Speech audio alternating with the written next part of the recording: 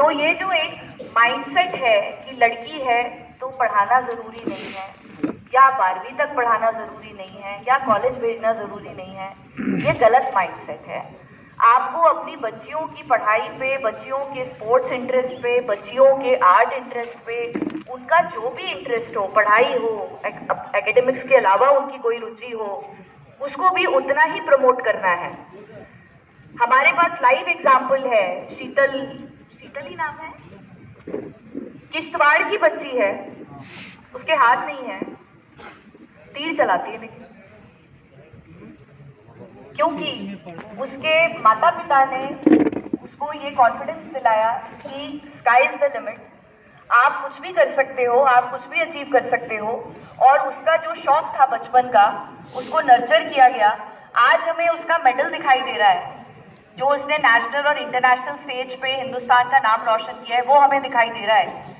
लेकिन उस लड़की की जो इसके पीछे स्ट्रगल रही होगी, मेहनत रही होगी, उसके माँ बाप का जितना सपोर्ट उसको मिला होगा, उसकी कहानी हमें नहीं पता। तो हमें सबसे पहले आपने जो ये बताया बसीर की महिलाओं की एजुकेशन पे काम करने की जरूरत है। अगर सबने जाना है फिर मैं भी चली जाती हूँ।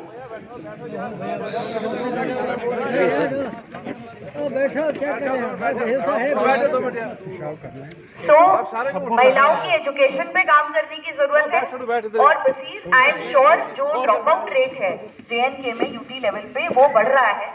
सो ड्रॉप आउट्स में आपको देखना पड़ेगा। ड्रॉप आउट मतलब जो पढ़ाई पूरी नहीं करते बच्चे, बीच में स्कूल छोड़ के चले जाते हैं, और उसमें बच्चियों का नंबर हमेशा ज्यादा होता है। आपको बच्चों को भी, लड़कों को भी, लड़कियों को भी स्कूल में वापस लेके आना है, ताकि ड्रॉप आउट रेट पे हम काम कर सके और बच्चे अपनी पढ़ाई जो है वो अधूरी ना छोड़ें।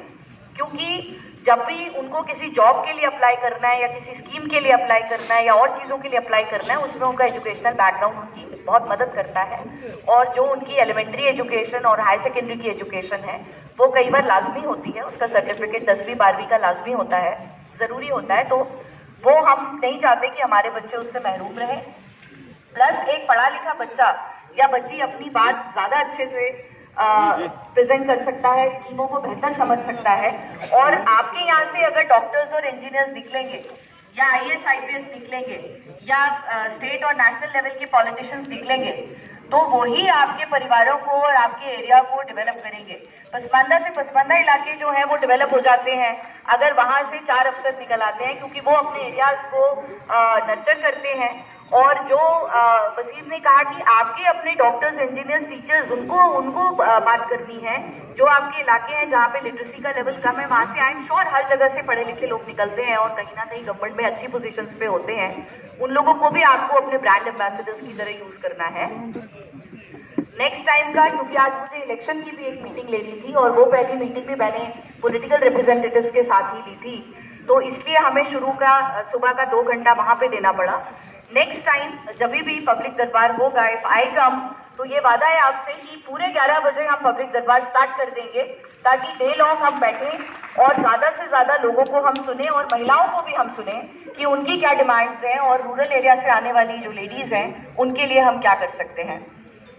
नशा मुक्त भारत एक कैंपेन चल रहा है, और UT में भी जो नशे का प्रॉब्लम है, हम सबको पता है कि बच्चे आजकल कुछ गलत एक्टिविटीज़ में इन्वॉल्व हो रहे हैं, और हमारे बच्चों को हमें इस ड्रेडफुल फ्यूचर से बचाना होगा।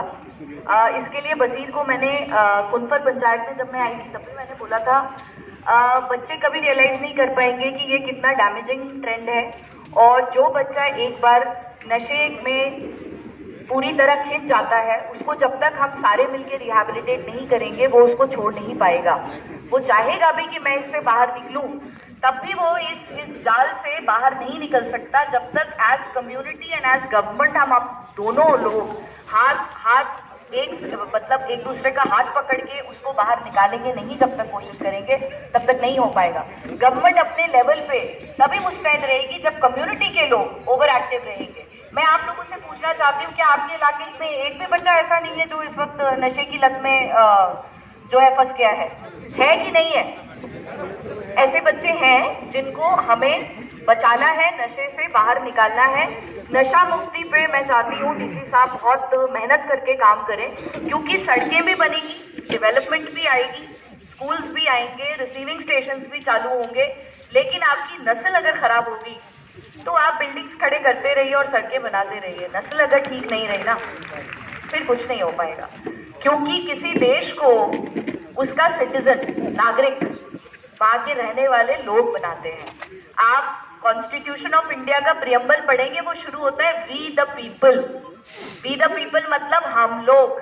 सो देश को, यूटी को अगर किसी ने आगे बढ़ाना है तो पॉपुलेशन जो हमारे जो लोग हैं, हमारे जो बच्चे हैं, जो हमारी फ्यूचर जनरेशन है, वो ही आगे लेके जाएगी।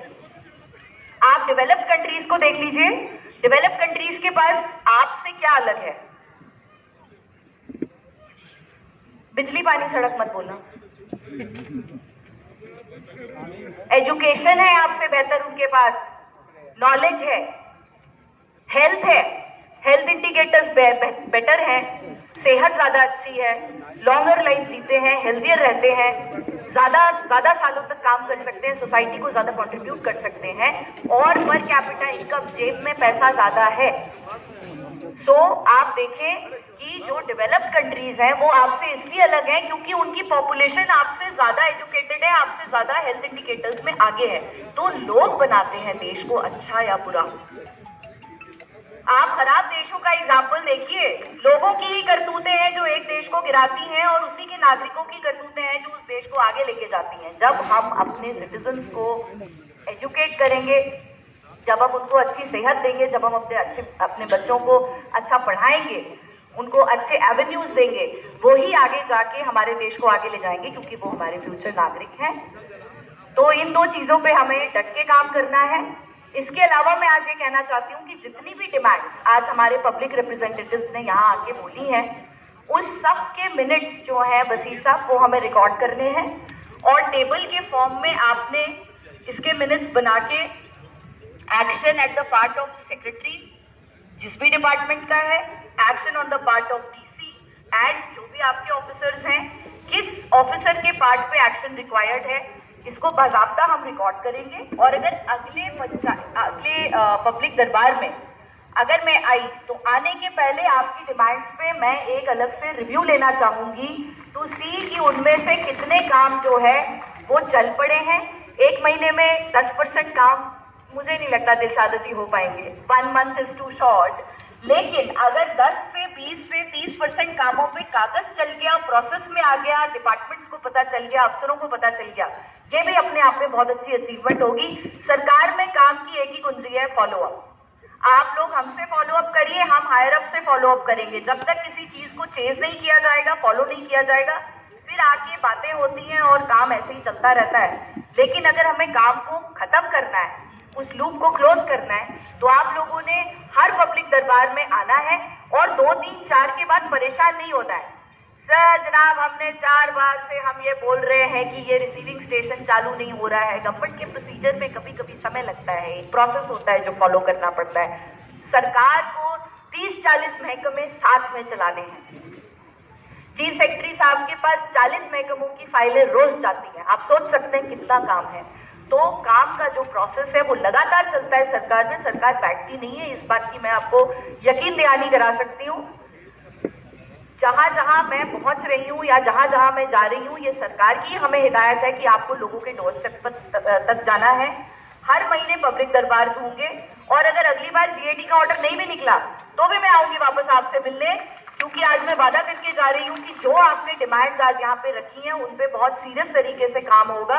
आपके डीसी साहब बहुत अच्छे, is a very people oriented man. मैंने देखा उनका citizen centric, citizen focus approach है, नागरिक को लेकर के चलते हैं। मुझे लगता है वसीर बहुत अच्छा काम करेंगे। यहाँ पे नई डिस्ट्रिक्ट में आए हैं, I wish him all the best. और आप लोगों को यही आश्वासन आज मैं दिला सकती हूँ कि दिलो जान से हम काम करेंगे इन डिमांड्स पे। अगर हम अगले 6 महीने में, 8 महीने में इनमें से आधी डिमांड्स भी फुलफिल कर पाते हैं जो हमारे लेवल की या की सेक्रेटरीज के लेवल की चीजें हैं, तो मुझे लगेगा कि हम अपने काम में अच्छे चल रहे हैं और सक्सेसफुल हो रहे हैं। इसी के साथ अपनी वाणी को विराम देती हूँ। जय हिंद, जय भारत।